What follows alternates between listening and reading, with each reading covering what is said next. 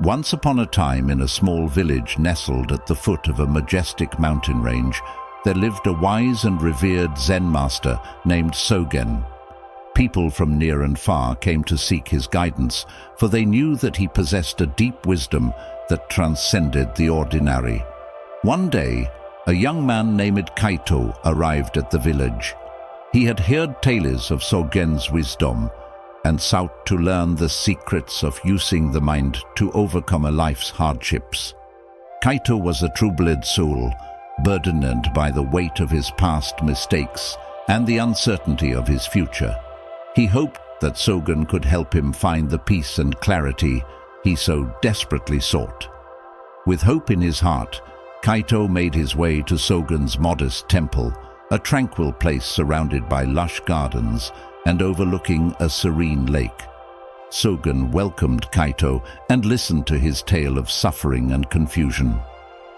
"Master Sogen, I am tormented by my past. Regret and guilt weigh me down, and I fear for the uncertainty of my future. Please, teach me how to use my mind to overcome these hardships," Kaito implored. Sogen nodded and led Kaito to the garden, where they sat beside a koi pond. He plucked a lotus flower from the water and handed it to Kaito. "Tell me, Kaito, what do you see?" Sogen asked.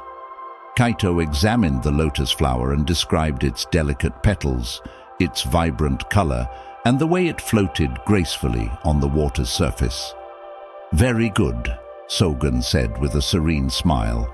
"Now tell me, do you see the muck and mud from which this lotus flower grows?"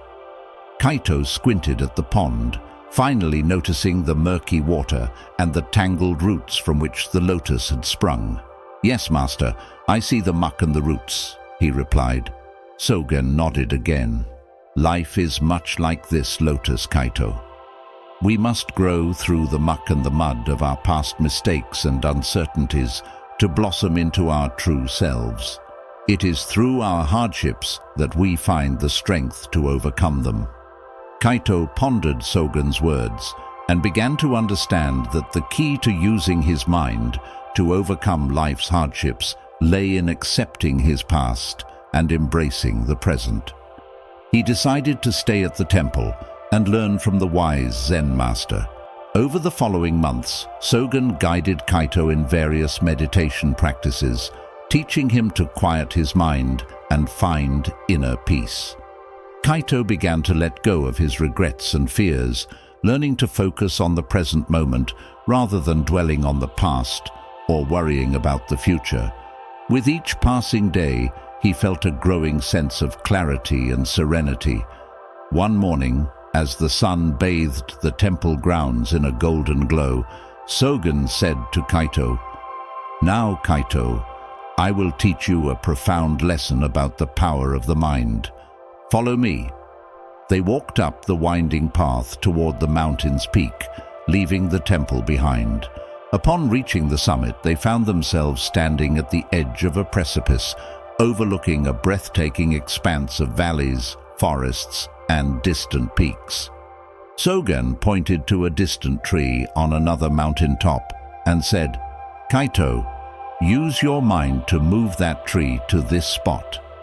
Kaito was puzzled and unsure of how to accomplish such a seemingly impossible task. Nevertheless, he closed his eyes, took a deep breath, and focused all his thoughts on the distant tree. He willed it to move, to come closer, to be right in front of him. After several minutes, he opened his eyes to find the tree exactly where it had always been, far away on the distant peak. Sogen smiled and said, "Kaito, did you learn something from this exercise?" Kaito nodded. "I have learned that some things are beyond the power of my mind to change, and I must accept them as they are." Sogen nodded approvingly. "That is correct, Kaito. We often burden ourselves with the belief that we can control and change everything in our lives. But just as you couldn't move the tree with your mind, there are aspects of life that are beyond our control. The key is to accept what we cannot change and focus our energy on what we can control, our thoughts, our actions, and our reactions. Kaito realized that indeed the power of the mind lay not only in controlling external circumstances, but in mastering one's inner world and responses. Sogen's teachings were beginning to unveil the profound wisdom of using the mind to overcome life's hardships. As the seasons passed, Kaito's understanding deepened, and he became more and more at peace with himself and the world around him. One day, as he meditated in the temple garden, he experienced a profound insight. He rushed to Fin Sogen, eager to share his revelation. "Master Sogen," Kaito said with excitement, "I have come to understand that it is not only about accepting what we cannot change, but also about changing what we cannot accept within ourselves. I realize that I must confront and transform the aspects of my character that have caused me suffering." Sogen nodded in approval. "You have grasped a fundamental truth, Kaito. True mastery of the mind means not only accepting the external circumstances of life, but also recognizing the power within to change our inner world. We all carry within us the potential for transformation." Kaito continued to diligently practice meditation and self-reflection, working to identify and change the negative thought patterns and behaviors that had held him captive for so long.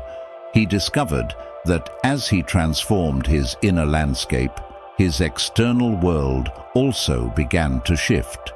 People noticed the change in him, and he became a source of inspiration for others seeking guidance. One day, a traveler arrived at the village, burdened by his own hardships and seeking the wisdom of Sogen. Kaito, now a devoted student of the Zen master, welcomed the traveler and shared his own journey of self-discovery and transformation. He spoke of the lotus in the pond, the tree on the distant mountain, and the power of the mind to overcome life's hardships. The traveler was deeply moved by Kaito's words and sought an audience with Sogen. The Zen master welcomed the traveler and listened to his story. "Master Sogen, I have heard of the wisdom that resides within your teachings. I, too, seek to use my mind to overcome life's hardships. Can you guide me as you have guided Kaito?"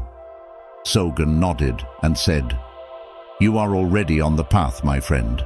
The willingness to seek wisdom is the first step. But remember, the journey is not about seeking answers from others alone. It is about seeking the truth within yourself." The traveler, like Kaito before him, decided to stay at the temple and learn from Sogen. As he embarked on his own journey of self-discovery, he came to understand the profound teachings of the Zen master. The power of acceptance, the ability to change what can be changed, and the wisdom to discern the difference. Years passed, and the village at the foot of the mountains continued to be a place of refuge for those seeking to use their minds to overcome life's hardships. Kaito, now a respected and wise man himself, sat beside Sogen, and together they shared the timeless teachings that had transformed their lives. In this small village, nestled in the embrace of nature and guided by the wisdom of Sogen, people learned that the mind, when used wisely, could indeed overcome the hardships of life.